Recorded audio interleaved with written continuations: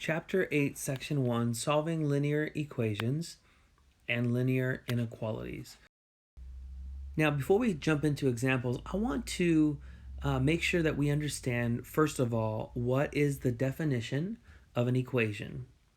And then, what does it mean to solve an equation?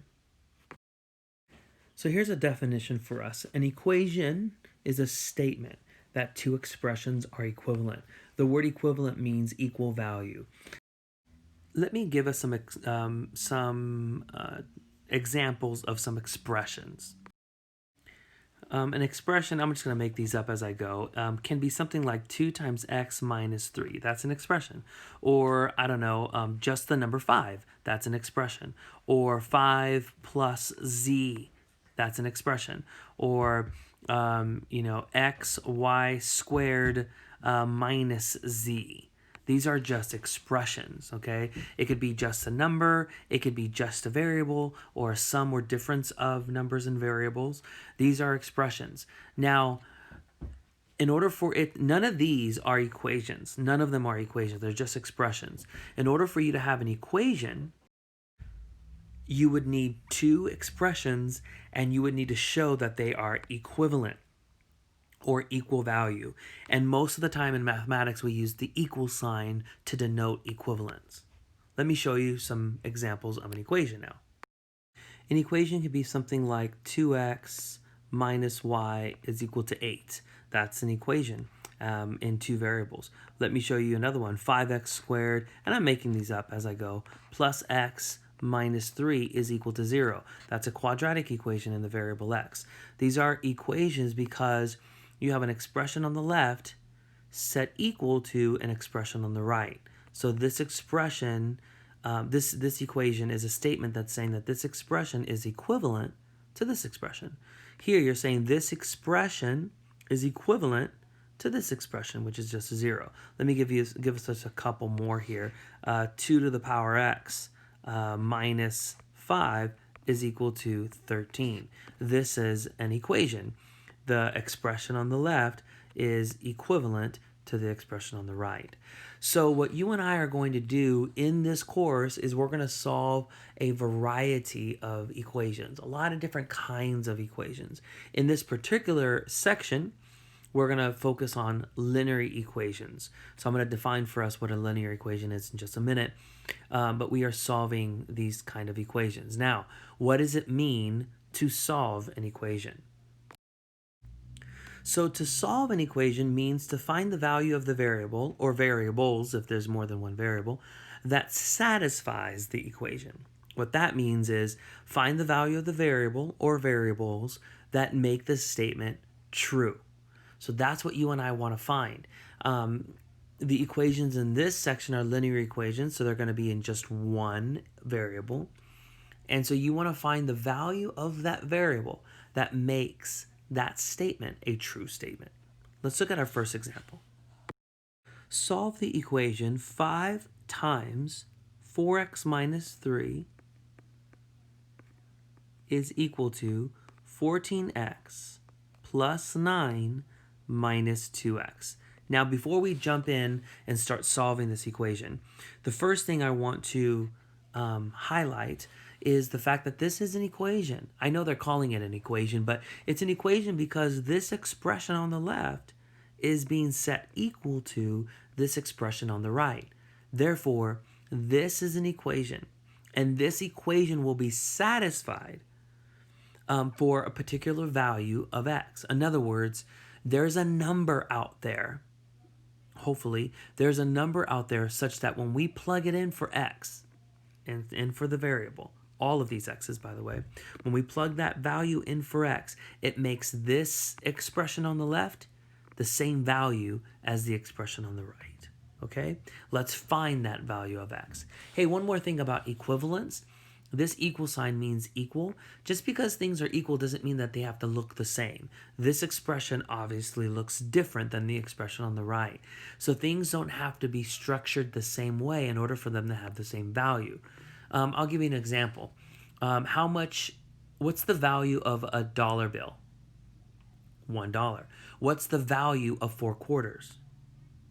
$1. So although 4 quarters and a dollar bill are different, are composed differently, they're structured differently, they have the same value. So this expression, although it's different than the expression on the right, what we're trying to say here is that they are equivalent, which means they have the same value for a particular value of x. Okay, enough talking here. Let me walk you through solving this. Now, the operation between the 5 and this expression 4x minus 3 is multiplication. We know that because these parentheses here are a grouping symbol, but they're also an operation, meaning multiplication. So what we're going to do is we're going to distribute the 5. Now, every term inside the parentheses must be multiplied by the 5. On the right-hand side, simultaneously, I'm going to combine like terms. Now, this is very important. Like terms are terms that have the same variable and the same power on that variable. Here, let's step away from the equation just for a second. Like terms are terms that have identical variable parts. What do I mean by that? Well, there are two different types of terms.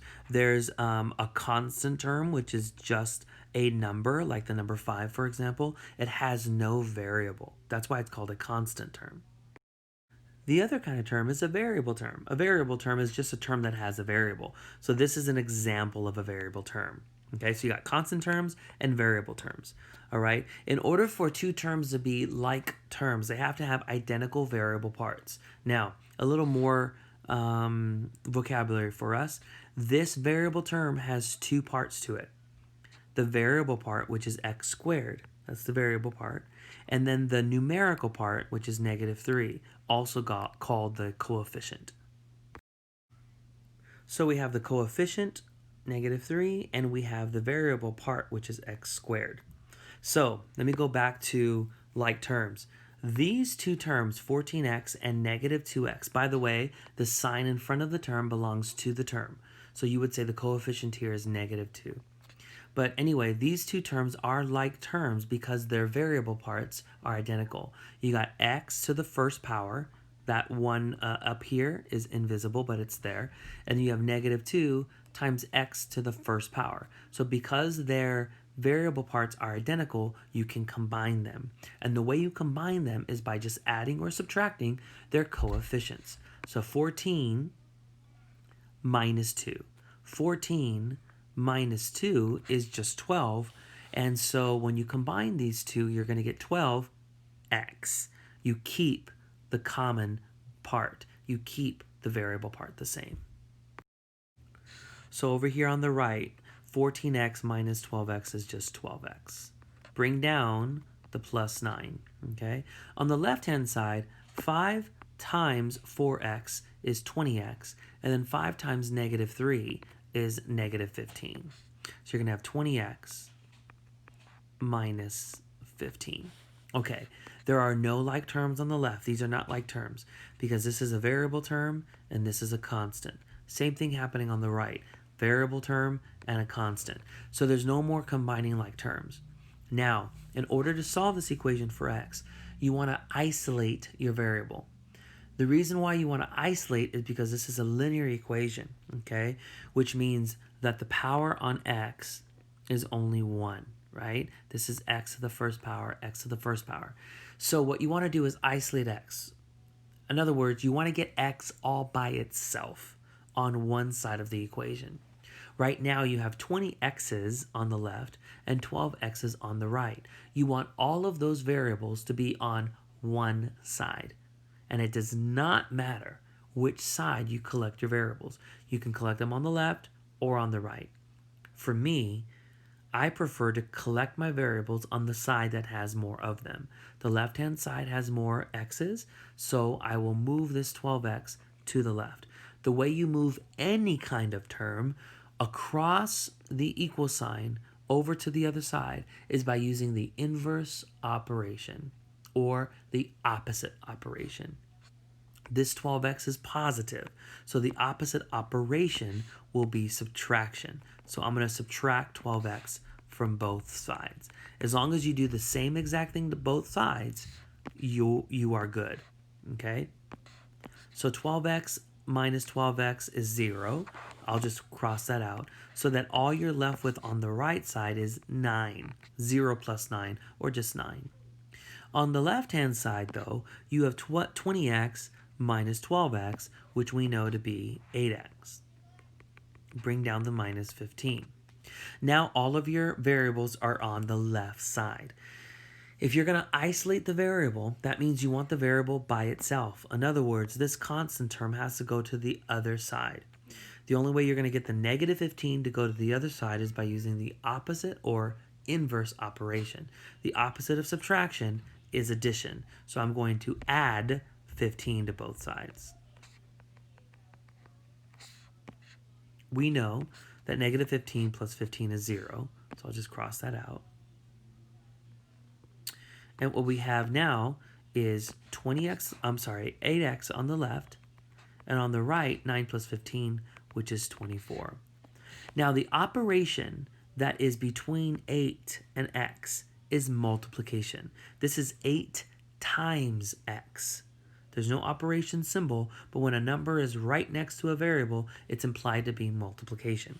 So because this is multiplication, the opposite of multiplication is division. So I'm going to divide both sides by 8. We know that 8 divided by 8 is 1, so that goes away. All you're left with is 1x, or just x. And 24 divided by 8 is 3. This is the one and only solution that satisfies the equation. What does that mean? If you take the number 3 and you plug it in for all of these x's, you're going to get a true statement. Let me show you that now. Here's the original equation, you guys. And what I'm going to do now is I'm going to plug in the number 3, which is our proposed solution, in for all of the variables. So it'll look like this. 5 times 4 times 3, then minus 3,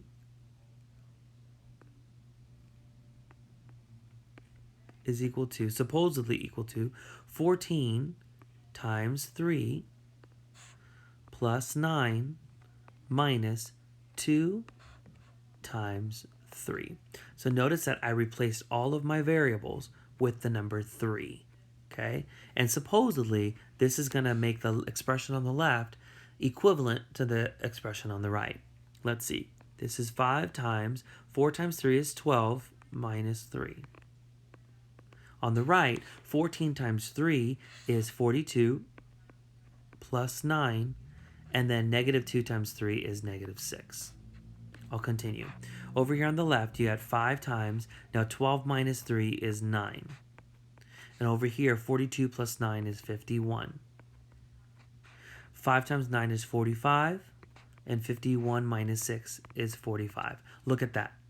When I plug in 3, which is our answer, the expression on the left is equivalent to the expression on the right. So 3, x equal to 3, is indeed our one and only solution. And I verified it now. All right, check out this next example. We got 1/5 times 11x plus 9 equals to 4/3 times x plus 1 minus 2. Usually when I show students this example, they get a little nervous and they get a little intimidated by the fractions. Now, whenever I have an equation with fractions, most of the time I clear out the fractions. How do I do that? By multiplying each term by the LCD. So this is my tip. Eliminate the fractions. So you need to find the LCD, which is going to be the least common multiple of the denominators. Now watch this.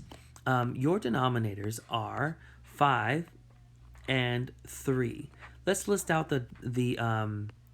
the multiples of 5. 5 times 1 is 5. 5 times 2 is 10. 5 times 3 is 15, 20, 25, 30, 35, and the list goes on and on and on. These are the multiples of 5. What are the multiples of 3? Well, 3 times 1, 3 times 2, which is 6, 3 times 3, which is 9, and then 12, 15, 18, 21, 24, and the list goes on and on. The least common multiple is the LCD. And you can see by comparing your lists that the least common multiple between 3 and 5 is 15. So therefore, the LCD in this problem is 15. So this is what I've done. I put a 15 next to each term in my equation. I'm multiplying every single term. Even if it doesn't have a fraction, I need to multiply it by 15 as well. Okay, so even that -2 on the end. So this is what I'm going to do. I'm going to cross cancel. So this is how this works. 5 divides into 15 3 times. 3 divides into 15 5 times. So really, what I have left here is 3 times 1. I have 5 times 4. Okay? So really, my equation turns out to be 3 times 11x plus 9 is equal to 20 times x plus 1 minus 30. 15 times 2. So look how much nicer my equation looks without the fractions. Hey, by the way, did you notice that I kept the terms inside the parentheses the same? So really, you're just multiplying the coefficient outside the parentheses by 15 and 4/3 by 15, okay? All right, now what comes next is you distributing the 3 and distributing the 20. And that would give you 33x plus 27 is equal to 20 times x plus 20 minus 30. Before you go and move any terms to the other side of the equation, please notice that these two terms are like terms. They're both constants, so you can combine them. So you get 33x plus 27 is equal to 20x minus 10. Okay, now this is the point at which I will collect all of my x's on one side. So I'm going to collect my variables on the left side of the equation. I'm going to do that by subtracting 20x from both sides, because subtraction is the opposite of addition. So these 20x's are gone, and we all know that 33x minus 20x is 13x.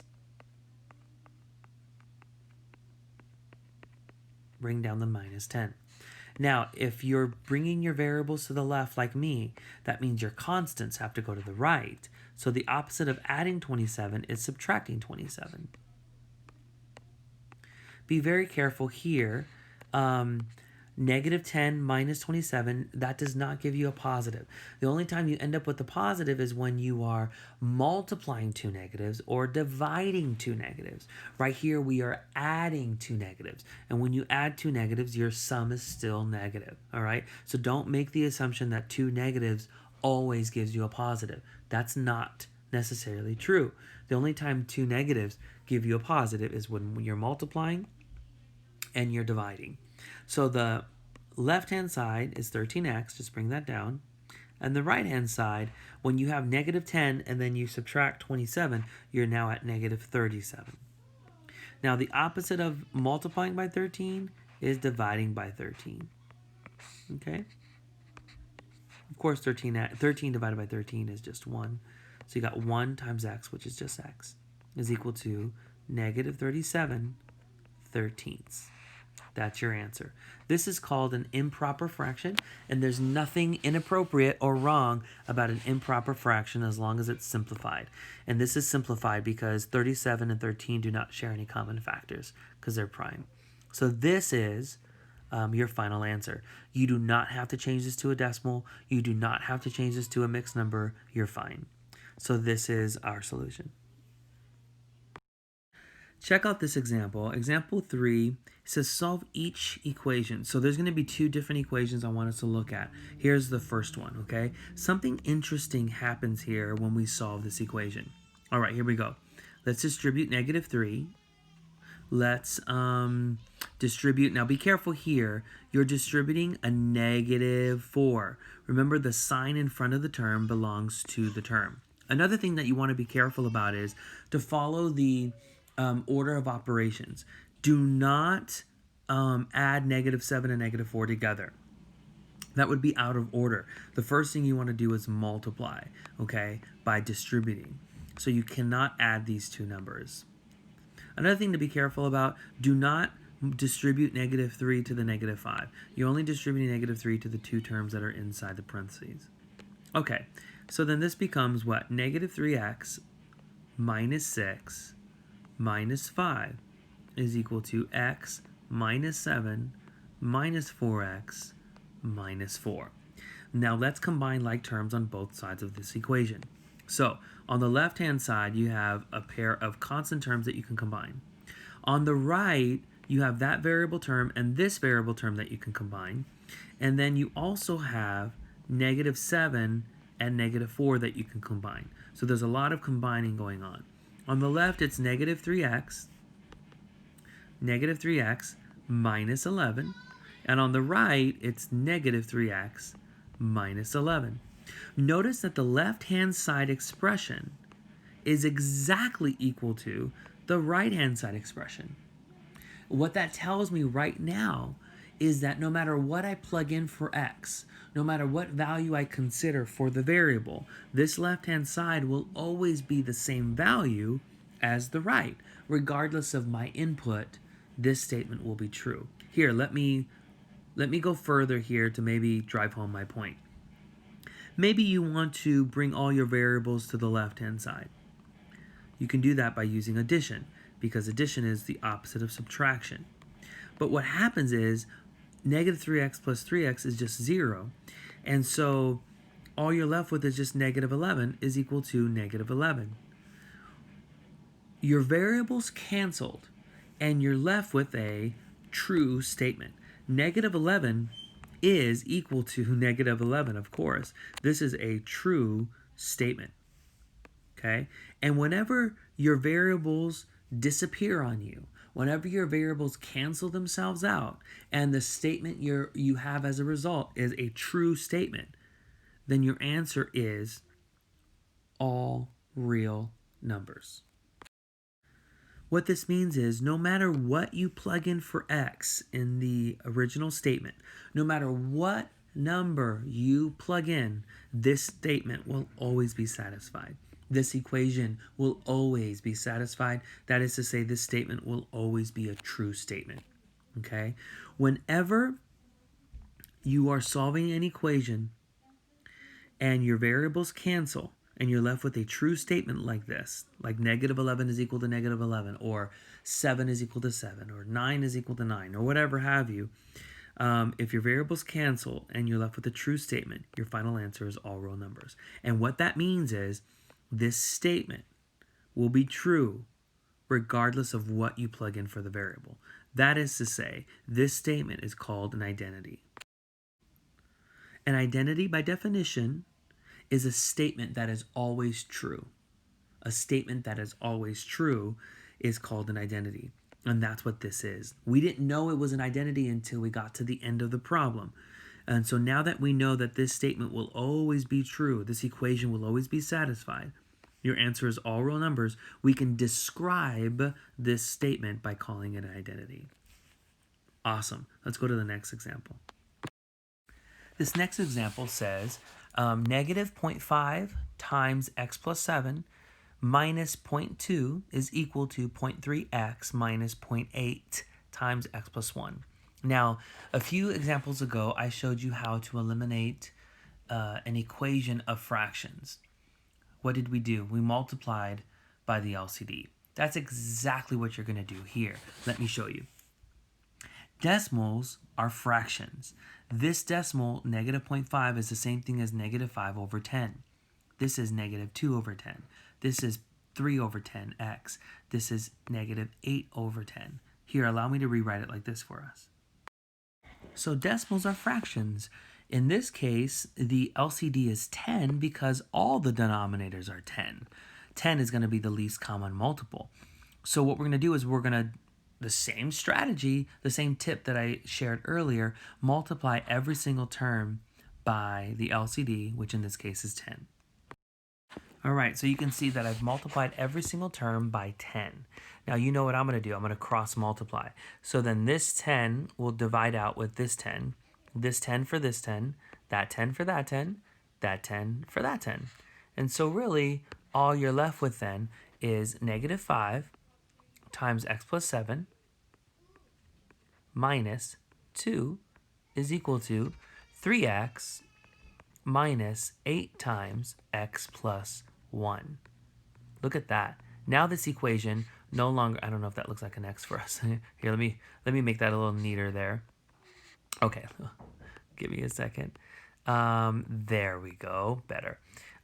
This equation now no longer has any decimals, okay?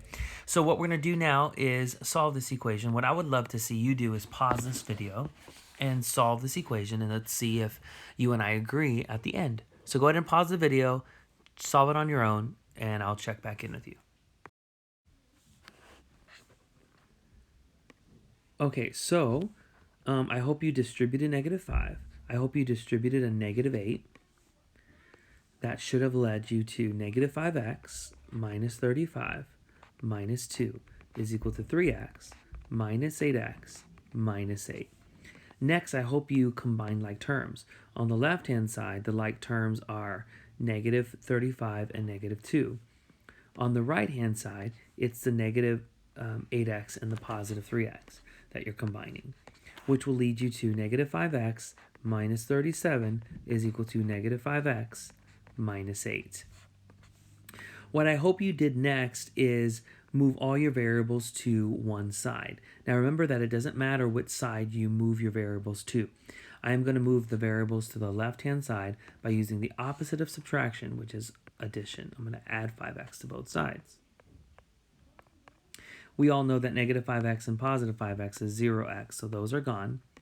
So your variables just canceled out, and the statement that you're left with is -37 is equal to -8, which is not true. This is called a contradiction. That is to say, the statement is false. -37 is not equal to -8. Now, whenever your variables cancel themselves out, and you are left with a false statement, that means your final answer is no solution. So I'll say that one more time. Whenever your variables cancel out and you're left with a false statement, that means the final answer is no solution. And what that means is no matter what you plug in, where's the original equation? Here it is up here. There it is. The original equation is here, right? That means no matter what you plug in for x, it will not satisfy the equation. No matter what you plug in for x, this statement will always be false. This expression on the left will never have the same value as the expression on the right. I can describe this statement by calling it a contradiction. This statement can be described as a contradiction. Whenever your answer is no solution, which means that the variables canceled out and you're left with a false statement, you have a contradiction. Here's a little summary for your notes. Whenever the variables cancel and you're left with a true statement, your final answer is all real numbers. Whenever the variables cancel and you're left with a false statement, the answer is no solution. Now, if this happens, case number 1 here, that means the equation is an identity. Whenever this happens, case number 2, that means your equation is a contradiction. All right, everybody, so you can add this to your notes. So for this case here, you have an identity on your hands. For this case here, you have a contradiction on your hands. All right, what I would like to do now is transition to linear inequalities. Now, there are 2 categories of inequality symbols. So first you have is strictly less than, is strictly greater than. These are strict inequalities. And then your non-strict inequalities will be is less than or equal to, or is greater than or equal to. 2 categories, strict inequalities and non-strict inequalities. All right, let's jump straight into an example. Now, this example says 4 times 2x minus 3 is strictly greater than 4. Now, there's a couple things I want to say. The way you solve an inequality is exactly the same way you would approach solving an equation, with the exception of 2 things. Number one, keep the variable on the left side of the inequality at all times. So you always want to keep the variable on the left. Now that's not mandatory, but it is a strong recommendation by me. I think things get a little bit confusing when the variable's on the right. So keep it on the left if you can. And then you always flip the inequality symbol. You do that whenever you multiply or divide by a negative number. Okay, so you have to keep track of those two things. Now, I'll be honest with you, this second rule here is easily forgotten by students, so please keep that in mind. All right, so let's go ahead and solve this inequality, and let's approach it the same way we would approach an equation. So that means let's distribute the 4, and then you would be left with 8x minus 12 is strictly greater than 4. Let's isolate the variable by adding 12 to both sides. When you add negative 12 and positive 12, you get 0. So then you have 8x plus 0, which is just 8x, is strictly greater than 16. Let's divide both sides by 8.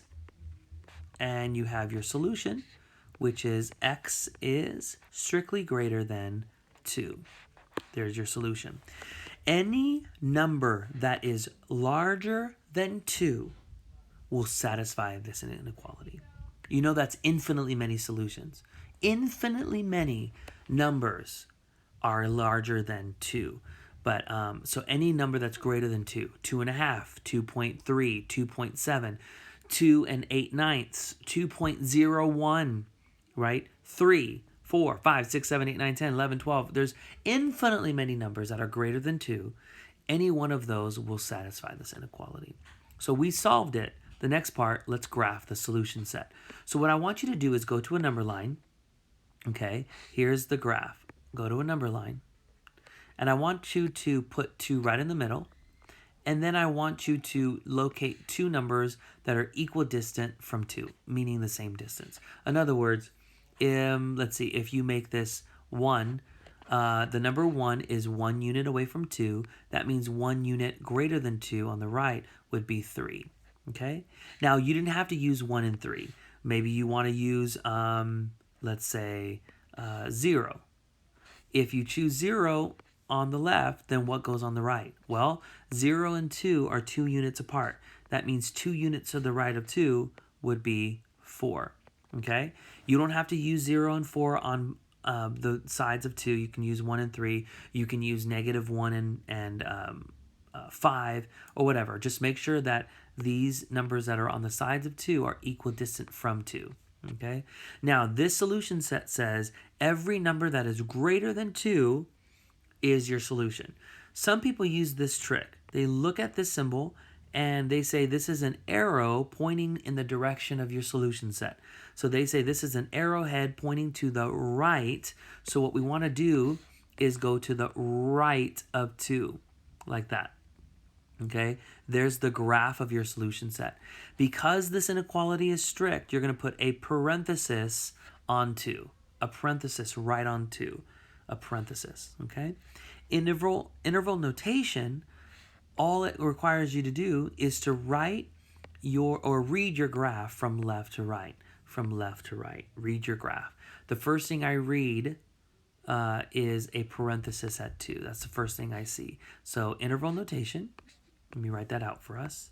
Interval notation, right, would be the following.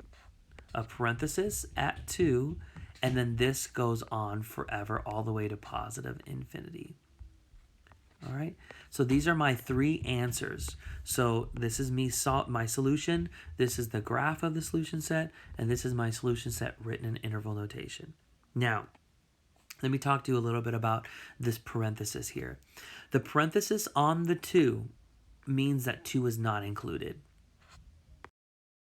That's the meaning of the parenthesis, okay? And the reason why we put a parenthesis is because this inequality is strict, okay? Had this inequality been non-strict, meaning greater than or equal to, I would have included the 2, and I would have done that by using a bracket, okay? Now, infinity always gets a parenthesis because infinity is not a real number. So infinity and negative infinity, by the way, will always get a parenthesis.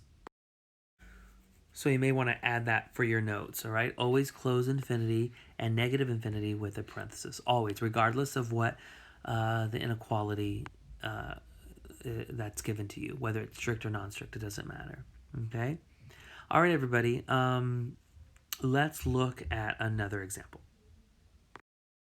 Okay, guys, here's our next example, example 7. Solve the inequality, graph the solution set, and write it using interval notation. This inequality is non-strict. Remember that when we get to the end. Non-strict means at the very end, when we go to graph the solution set, we'll put a bracket on the endpoint, not a parenthesis, meaning we should include the endpoint. All right, here we go. I'm going to collect the variables on the left. Remember, I recommend that you keep the variables on the left side at all times. We all know that x minus x is just 0x, so then this just gives us a negative 9x on the left,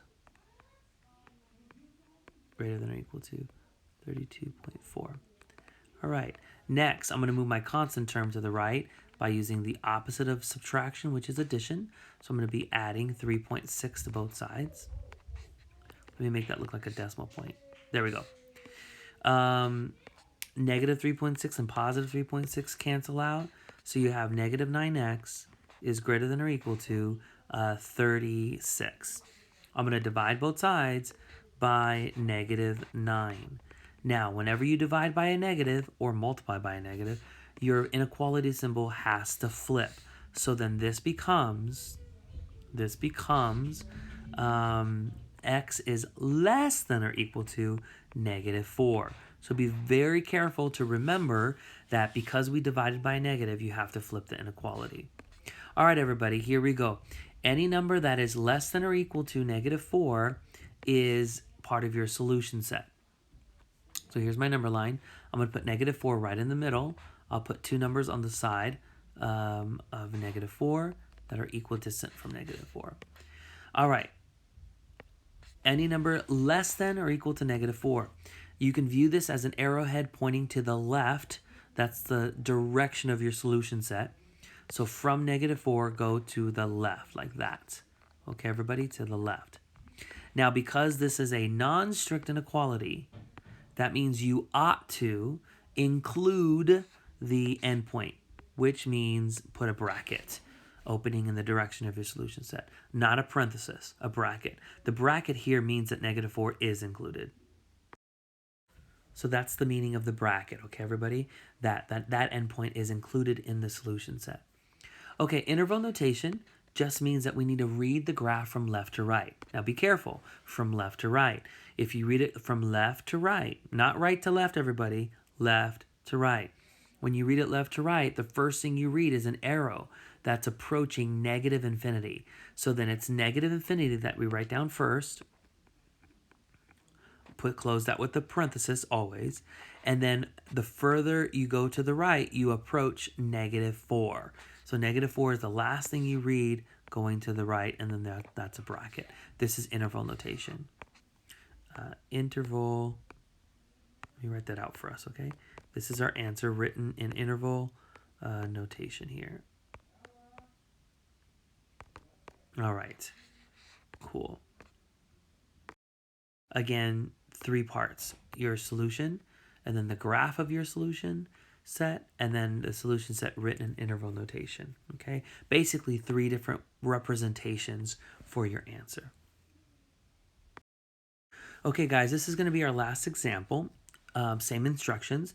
This time, notice that you have, first of all, you have a strict inequality, okay? That means when you get to the very end, you may want to be using parentheses for your endpoints. But notice that you have fractions. We can get rid of the fractions by multiplying both sides by the LCD. The LCD here is just 5 because both denominators are just negative 5, right? But let's multiply by negative 5 to get rid of both the denominators of 5 and also the negative at the same time. So here I am multiplying both sides by -5. That -5 just divides out with that -5. That -5 divides out with that -5. So all you're left with on the left-hand side is 3a minus 4. Or you know what, you might want to keep in mind, you know what I've seen students do is they cross-cancel, or they cancel out the fraction, right? They divide out these -5s. And then after they do that, I've seen students distribute the -5. This -5 is no longer there. It got divided out with -5 here. So they both cancel each other out. So there is no -5 left over to distribute. So don't cross-cancel these -5s and also distribute -5. That's doing too much. Notice that we multiplied by a negative, so we want to flip the inequality symbol. Don't forget to do that. So this is what we have now. Let's collect our variables on the left-hand side. So I'm going to subtract 3a from both sides because subtraction is the opposite of addition. And we all know that 3a and -3a cancel each other out. So our variables just canceled themselves out and we're left with a true statement or false. Is -4 indeed less than 15? Yes, it is. -4 is less than 15. This is a true statement.